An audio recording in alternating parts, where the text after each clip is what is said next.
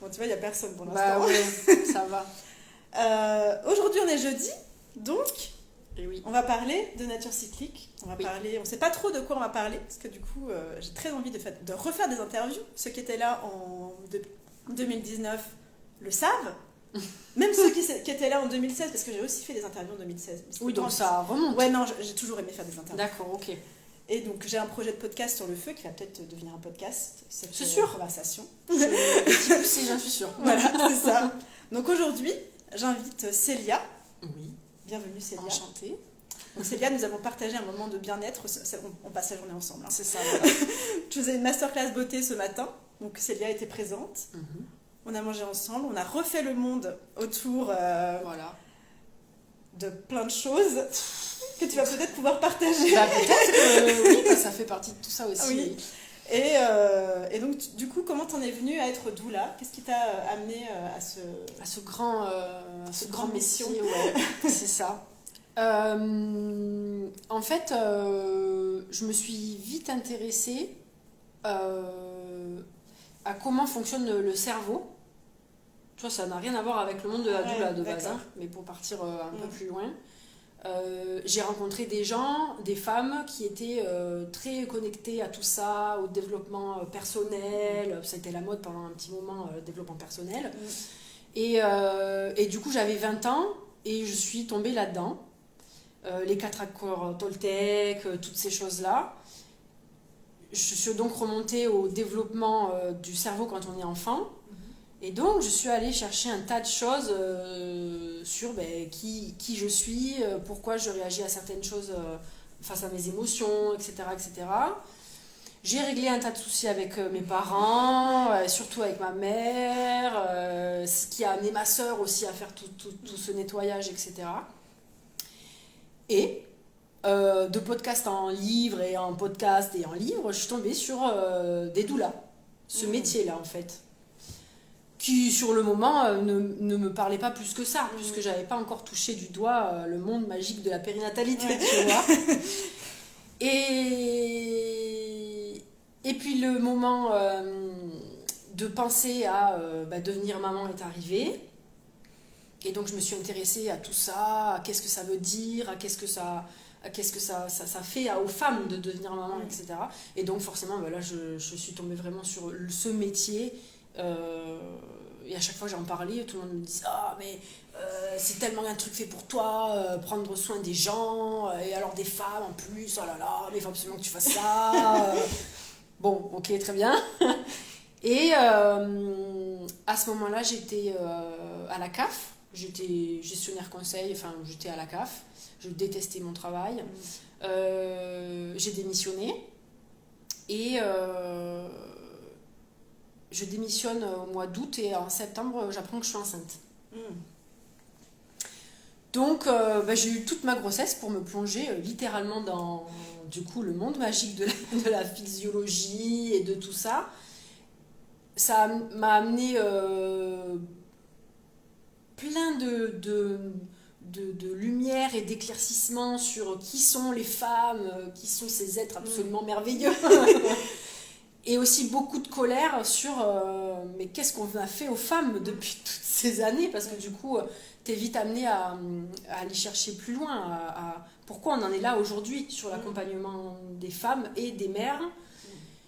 Et bon voilà, tu soulèves un tas de choses qui moi me mettent très en colère, toujours maintenant d'ailleurs. Mais bon voilà, donc du coup j'ai vécu ma grossesse, mon accouchement que j'ai fait à l'hôpital. Et ça m'a fait comprendre plein de choses sur voilà, il n'est pas juste temps que les femmes comprennent comment fonctionne leur corps. Il y a tout le suivi derrière qui doit changer. Mon postpartum, un postpartum ça commence par une naissance et en découle un certain postpartum. Bon, moi je me suis retrouvée avec un énorme hématome dû aux spatules, j'étais très fatiguée. Je développais une hypervigilance de ouf, donc je ne dormais pas la nuit. Mais on avait parlé de tout ça avec mon mari. Il était rodé. Il savait comment les choses allaient se passer en gros. Et j'avais une mère géniale, avec qui j'avais déjà réglé tout un tas de soucis. Ma belle-mère est fantastique. Voilà, le monde autour de moi était rodé à qui j'allais devenir. Voilà. Et suite à tout ça, j'ai dit, malgré que j'étais informée, tout aurait pu très mal se passer. Tu vois. Et donc j'ai dit, ok, je serai doula. Ah ouais, ok, c'est venu de là. Donc c'est de par mon expérience. Et c'est souvent de là qu'on part les choses en règle générale. Mais ça, du coup, on est en 2024, ça remonte à 2-3 ans. Voilà, bon, il s'est passé tout un tas de choses, hein, parce que avant que j'ouvre mon entreprise, que je passe le pas, etc., il faut gagner des sous pour payer ses factures. Donc voilà, bon, c'est ça. Et tu dirais que c'est quoi ta mission en tant que doula aujourd'hui ? Alors, je pense que ma mission en tant que doula, maintenant, là, en novembre 2024, c'est vraiment de redonner le pouvoir qu'on a toutes en nous, mais qu'on ne sait même pas que ça existe, en fait. On nous l'a enlevé, en quelque sorte, en nous faisant croire certaines choses depuis des décennies et des décennies. Mais c'est... Dès que tu mets le doigt dessus, pouf, oui, t'as l'impression que en fait, ça avait toujours été là. Oui, c'est comme... Mais parce que c'est... Moi, je dis souvent, c'est comme t'as un savoir ancestral. Oui, moi, je l'imagine comme ça. T'as un savoir ancestral dans tes cellules, mais genre, il est endormi. Et quand quelqu'un vient faire ça, une rencontre, un livre ou quelque chose, et ben ça le ramène à la conscience. C'est ça. Ouais, non, mais c'est vrai, c'est vraiment ça. Donc en soi, c'est même pas... Si, parce que après ça vient réveiller un tas d'autres choses. Souvent, quand tu mets le doigt dessus, forcément, c'est pas toujours agréable. Mais il n'empêche que ça rend les femmes plus puissantes. C'est ça mon but. Ouais. Dans la liberté. Rendre les femmes plus puissantes. Mais parce qu'en plus, tu vois, ce mot de... Il y a plein de mots qu'on attache souvent au truc des doulas, etc. Le mot puissance et le mot sacré, tout ça, c'est des mots qui font peur parce que on les comprend pas comme on devrait les comprendre. Oui. En plus, le mot sacré, c'est un lien avec la religion pour beaucoup de gens. Donc de suite, ils sont là en mode « Oh, la sorcière !» Alors que pas du tout. C'est vrai que t'as le gros cliché quand même de la doula. Ah là oui, genre vraiment. Oui, clairement. Qui va t'inviter dans un cercle de feu à fumer le calumet de la paix. C'est pas du tout ça. Pas du tout, absolument pas. Mais c'est quoi être doula au quotidien pour toi ? C'est une belle question ça. Je pense que c'est...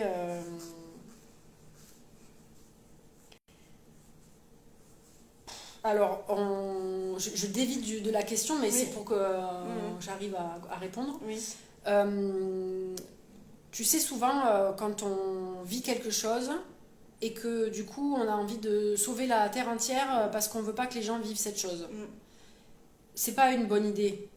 Parce que la cape de sauveur, tout le monde n'a pas envie d'être sauvé. Et j'ai pas du tout envie de sauver les femmes, c'est pas du tout cette question-là. Et je crois qu'être doula, déjà, c'est comprendre ça. Oui. Profondément. Et en plus, c'est... je sais pas comment...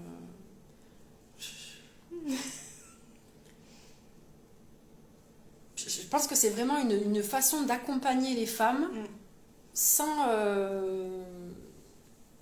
dans leur propre chemin à elles. Oui, voilà. Tu vois ? Tout en... Moi, j'aime bien utiliser le mot souveraineté. Voilà, c'est ça. Voilà, merci. sur le chemin de leur propre... Enfin, genre vraiment, qu'elles puissent faire des choix en étant conscience des choix qu'elles sont capables de... des choix qu'elles ont devant elles, mais selon leurs propres règles, en fait. Pas les conditionnements de la société, pas ce qu'on leur dit de faire, etc., puisqu'elles se reconnectent à ce voilà, c'est vraiment ça. En elles, en fait. Oui, parce que si des choix imposés ne sont pas des choix. Et c'est beaucoup ça, dans notre société. Oui. On nous laisse croire qu'on a des choix, mais pas vraiment des choix. Quoi. Oui, c'est des choix par défaut. Des choix par défaut. clairement. Et tu vois, la dernière fois, parce que ma mère, du coup, elle a eu un accouchement sous péri. Le mien, non, celui de ma soeur. Mon accouchement n'était pas sous péridurale et celui de ma soeur était sous péridurale. Et quand je lui ai dit que moi je voulais accoucher sans péridurale, elle m'a dit mais tu es folle, pourquoi tu fais ça la péridurale, ça sauve les femmes. C'est parce qu'on a, quand la péridurale est arrivée, on a vraiment mis ça dans la tête des femmes comme un truc féministe, tu vois. On vous libère de votre douleur. Alors que pas du tout. Absolument pas, mais vraiment pas du tout. Et ça a été difficile pour ma mère de comprendre pourquoi je ne voulais pas de péridurale, pourquoi je faisais le choix de souffrir en conscience. Mais tu es folle, c'est pas possible. Donc il a fallu que je remonte un peu plus loin sur en lui parlant de moi pour que ça, tu vois, que ça impacte. Je lui ai dit, je suis rentrée dans ma féminité, on va dire à partir du moment où j'ai eu mes règles.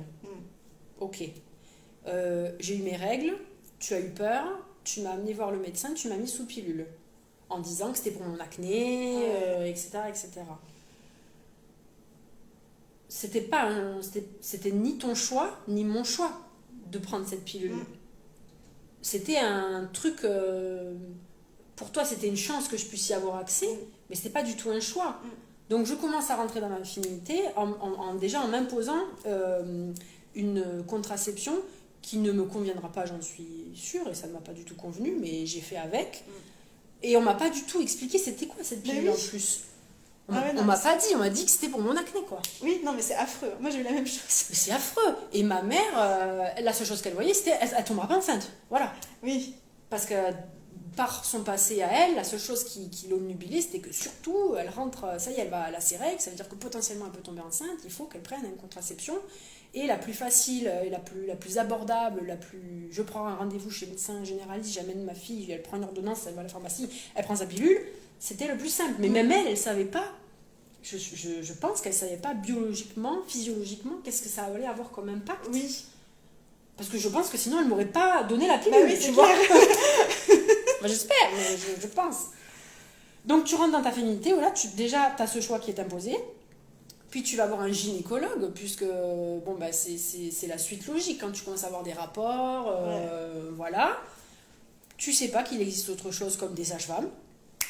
Non, je sais pas. Moi, je ne savais pas. Moi, je l'ai su il y a pas longtemps. Oui, je l'ai su quand j'étais enceinte. Quand tu deviens mère, voilà, c'est tout. Après, sinon, les sages-femmes, c'est quand que tu as un projet bébé. Sinon, voilà. Ces gens ne sont pas du tout formés à la physiologie. On est vraiment dans un cadre purement médical. Et puis après, tu rencontres quelqu'un dans ta vie amoureuse, donc, et tu entames des relations sexuelles. Et si on prend un couple basique, moi, du coup, j'ai rencontré des hommes, et dans mon fonctionnement, dans mon schéma, c'est eux qui savaient. Ah oui. Encore une fois, mes premières relations sexuelles, c'était pas mon choix. C'était pas mal pour autant. Mais pourquoi c'est moi qui devrais choisir, puisque jusqu'ici toute ma vie, ma féminité, tout a été guidé par quelqu'un d'autre. Pourquoi c'est moi qui devrais choisir maintenant à ce moment-là? Ok, on continue sur ce chemin et je tombe enceinte. Pourquoi? Alors que depuis je ne sais pas combien d'années, je n'ai jamais eu à faire de choix. Aujourd'hui, je devrais pouvoir me poser des questions sur comment fonctionne mon corps, qu'est-ce qui va se passer, quel choix j'ai, qui est ce bébé, on t'a jamais habitué à ça finalement depuis le début. Bah non, parce que tu suis le chemin qu'on te dit. Tu suis le chemin, que ce soit de tes parents ou de l'hôpital ou d'une quelconque autre autorité. Donc tu vas chercher une autorité pour te guider sur ce chemin de la maternité. Donc quand tu arrives devant les femmes et que tu leur dis « Wouh, il faut se réveiller !» Quoi? Qu'est-ce qu'elle me dit? Elle est folle, c'est une sorcière. Donc c'est normal. Je vois qu'il y a aussi ce truc de... Quand tu dis quand je dis que je voudrais que les femmes prennent conscience de cette souveraineté, du coup, mais ça peut pas se faire comme ça, juste parce que ça remonte à des schémas... d'il y a trop longtemps. Et je suis née en 1993. Oui. Tu vois? Donc, Ouais, non, mais c'est... Et du coup, ça fait le lien parce que moi, ça fait partie dans mes projets en tant que, avec ma casquette de doula, Oui. d'avoir de faire par exemple des cercles mère-fille pour parler des menstruations, ou alors faire des cercles. Alors, j'ai trop de 1000 idées, donc Oui, du coup, bien sûr. je verrai ça en 2025, je vais essayer de structurer le truc, quoi, mais en fait, voilà, ça doit partir dès ce moment-là, je trouve, même avant d'avoir nos règles, en fait, Oui. on devrait avoir savoir ce qui va nous arriver vraiment, qu'est-ce que ça fait sur le corps, et avoir vraiment beaucoup plus d'informations sur ça.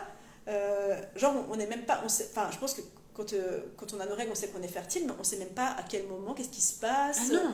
On sait rien, on fait juste, t'as tes règles, voilà, des protections, donc des oui. serviettes, des tampons, des machins, ça va arriver une fois par mois, basta, voilà. Clairement. Et puis c'est pas les cours de... Alors aujourd'hui, je sais pas qu'est-ce qu'on aborde à l'école. Bah, c'est que c'est très... moi, de ce que je me rappelle les cours de biologie. T'as un cycle de 28 jours, t'ovules à 14, et voilà. Alors que c'est pas vraiment... Oui, en plus, c'est pas si simple que non. ça, en fait. Bah, t'ovules pas juste à 14 pile. Tout le monde n'a pas un cycle de 28 jours. Oui, c'est clair. Et c'est très basique, en fait. Alors, je sais pas si c'est plus élaboré maintenant, mais... Non, je ne pense pas. Certaine. Je pense peut-être non. Non, c'est clair. Mais bon, c'est pas... En tout cas, moi, c'est pas ma mère qui aurait pu me dire. Et en plus, je posais pas de questions parce que je savais pas. Quand tu sais pas, tu poses pas de questions. Tu dis, bon, c'est comme ça, voilà. Maintenant, j'ai mes règles. Ok. Et du coup, avec tes copines, tu sais pas trop non plus de quoi parler puisque tu sais pas. Tu sais même pas parce que... Enfin, tu vois ? Voilà. Donc c'est dommage parce que si on était déjà un peu informé sur tout ça, d'autres questions pourraient donc venir et on irait chercher un peu plus loin. Parce qu'aujourd'hui, il existe en plus un tas de contraceptions. Oui, clairement. Que ce soit... Et puis même, du coup, informer, tu vois, les hommes sur tout ça, même si c'est pas des choses les qu'ils hommes, vivent, du coup, c'est des choses qu'ils pourraient comprendre plus facilement. Et puis les hommes, comme contraception, ils n'ont pas que les préservatifs, ils ont plein d'autres choses, mais dont on parle pas, parce que ça n'a pas l'air si important que ça, apparemment. Ou alors ils sont soucis moins, j'en sais rien. C'est vrai que la charge mentale contraceptive, c'est un gros sujet sur la femme. Oui. Et comme on parle des hommes, on a fait un débat tout à l'heure aussi. Ah oui, tout à fait. Oui, grand débat. De quoi auraient besoin les pères en postpartum. C'est ça. Parce que j'ai toujours eu plein d'amis mecs, j'ai beaucoup travaillé avec les hommes, etc. Et je me rends bien compte quand même que les pauvres, on leur donne pas beaucoup d'outils. Alors qu'on disait... Les hommes ont besoin de concret. Les hommes, ils ont besoin de choses matérielles, d'un planning, d'une liste, de trucs. Même encore, la liste, c'est trop vague. C'est trop vague, ouais. Voilà, ils ont besoin d'outils, de trucs pour... si elle fait ça, ça veut dire qu'il y a ça, et donc tu fais ça. Mais le postpartum, ça se passe pas comme ça, mais c'est ça dont ils ont besoin. Et souvent, ils subissent la période parce qu'ils se disent, ça va passer, mais je trouve pas ma place, je comprends pas. Donc j'ai vraiment à cœur, je ne sais pas encore sous quelle forme, mais j'ai vraiment à cœur de pouvoir leur donner ces outils qui seraient sûrement généraux et applicables à tout un tas de situations, dans le seul but d'accompagner les femmes. Oui. Soyons très clairs, c'est très égoïste, mais c'est au service de l'humanité. Mais c'est au service de l'humanité. Voilà. Oui, on peut dire ça, oui. Et si si on veut ramener la chose au social, tout à l'heure on parlait qu'on n'est pas informé sur les règles et tout. Ouais. Et je pense que les garçons aussi, ils devraient savoir c'est quoi les menstruations. Mais oui. Je pense que tous les garçons, même au collège, ils devraient avoir des protections dans leur sac. Si mais clairement. Ça changerait tellement la vie. Voilà. Donc en fait, ça part aussi d'un système. On revient de loin et on est là pour semer des graines, faire des choses, etc. Oui. Et moi, je trouve ça super que tu t'attaques au postpartum pour les hommes. Je te soutiens, vraiment. Oui. Parce que c'est vrai qu'à chaque fois que j'en parle à mes copines qui sont mères, on le disait. Les femmes, elles veulent qu'il y ait des... Tout le monde dit, mais c'est génialissime. J'ai fait un post sur mon compte Instagram. J'ai des copines qui l'ont lu. Elles m'ont dit, ça m'a donné des frissons et tout. Donc, c'est qu'il y a vraiment un truc. Allez le voir, ça s'appelle Atelier pour les pères. Tu l'as noté comme ça. Mais parce que c'est vrai, c'est les premiers soutiens et on leur donne aucun outil. parce qu'on n'est pas câblé de la même manière, parce qu'ils vont pas aller s'informer de la même manière non plus, et parce que les informations qu'on leur donne, c'est des livres. Bon, ça les saoule de lire des livres. Voilà. Peut-être pas tous les hommes, ouais. mais la plupart quand même, c'est un peu relou. S'il n'y a pas des images, c'est chiant. Et on parlait aussi de ça, c'est qu'ils ont moins, ils sont moins intéressés à la période où le bébé est juste un truc qu'on pose et qu'on déplace, et ils n'ont pas cet engouement à l'attachement sur les premiers mois, voire premières années. Quand ils commencent à marcher, c'est plus, ils se sentent plus investis parce qu'ils disent je vais lui tenir les mains, on va faire des parcours, enfin je sais pas, des trucs, peut-être pas, mais voilà, apprendre à faire du vélo, toutes ces choses, c'est plus concret, donc pour eux c'est plus facile à mettre en pratique. Le pot à pot, le portage, c'est des outils, hein, et ça les aide beaucoup. Mais j'ai l'impression qu'il n'y a pas cet échange concret, et du coup pour eux c'est plus chiant qu'autre chose. Ouais, voilà. Donc je crois que l'important, c'est pas que le père s'occupe du bébé, c'est que le père s'occupe de la maman et de sa femme. Une femme qui se sent aimée, qui se sent soutenue par la personne avec qui elle a fait cet enfant, ça lui donne une force. Ouais, clairement. Une force, elle peut tout surmonter après ça. Tu peux avoir une cicatrice de césarienne, plus être tombé sur la tête et avoir un enfant qui a une jaunisse et un sein qui va exploser. Si ton mec te dit tu es magnifique, c'est super ce que tu fais, tiens un verre d'eau, tu veux un coussin, t'as pas trop chaud, t'as pas trop froid, ça peut être relou, mais ça dépend aussi des femmes. Ouais. Mais ça change tout. Et je me dis que ça ne doit pas être si compliqué à mettre en place quand même. Mais non, clairement, non. Non. Alors, de quoi les hommes? Je sais pas s'il n'y a pas beaucoup d'hommes qui me suivent, mais bon, si jamais il y en a qui passent ou sur ton compte. Enfin, après, on va taguer les deux comptes. De quoi avez-vous besoin concrètement pour vous préparer au postpartum? Est-ce que déjà vous avez la conscience, parce que ça, hommes comme femmes, n'ont pas tous non plus la conscience. C'est ça, on en parlait aussi. De devoir se préparer au postpartum. Souvent, on disait tout à l'heure que même les femmes, ou même les couples, ils ont conscience de l'importance de préparer le postpartum au deuxième enfant. En fait, ils se disent on s'est pris un tsunami dans la face. C'est là. Ça, oui. Peut-être que finalement, on devrait mettre des choses en place, en fait. C'est ça. Le premier, souvent, c'est l'accouchement qui. Bon, parce que c'est un gros sujet quand même. Oui. Vraiment. Même si on enfante depuis la nuit des temps, quand même. Oui, que ça devrait être. Oui, mais non. Oui, mais non. Mais après, il y a le. Ouais, je sais pas si on va faire un débat sur le médical qui a pris le dessus, la surmédicalisation. On va faire un autre live. Sinon, ça va durer des heures. C'est ça. Donc, on pourrait nous tenir pendant des heures. On pourrait faire un live qui dure tout l'après-midi. J'en suis sûre. Donc peut-être qu'on se retrouvera en live pour d'autres thèmes plus précis. Parce que là, on est parti un petit peu en freestyle, mais on n'avait pas. Moi, j'avais envie d'interviewer Célia, et aussi ça me lance parce que j'ai envie de faire ça encore, de le refaire en fait. Mais oui, il faut que tu le fasses. Voilà. Mais oui. Et j'ai toujours mon projet de podcast que je procrastine et je me dis mais non, en fait, il faut juste y aller quoi. Mais oui. On va pas attendre que ce soit parfait. Non, non, sinon on le fait jamais. Voilà. Bon, j'espère que vous avez passé un bon moment. On pourrait encore discuter des heures. Mais c'est toujours difficile. Après, on peut se relancer sur d'autres sujets. Est-ce que tu aurais peut-être un mot de la fin, quelque chose que tu voudrais faire passer comme message là Osez vous poser des questions. Posez-vous des questions. À vous, aux gens qui vous accompagnent, que ce soit dans le médical ou hors médical, à ChatGPT, je ne sais pas, peu importe, aujourd'hui on peut trouver des réponses sur YouTube, dans les livres. Osez poser des questions parce que c'est trop important sur votre vie de tous les jours. Mais dans la période de la grossesse, de l'accouchement, du postpartum, c'est des périodes tellement c'est tellement sacré. C'est des choses qui vont vous habiter jusqu'à la fin de votre vie. C'est pas vous changer de travail, en fait ça me saoule, vas-y je fais autre chose et j'arrête, même si t'es en CDI. C'est trop important. Donc il faut poser des questions. Voilà. Et si la réponse qu'on vous donne ça vous suffit pas, allez poser des questions à quelqu'un d'autre. C'est pas grave, il y en a plein des gens sur Terre qui posent des questions. C'est clair.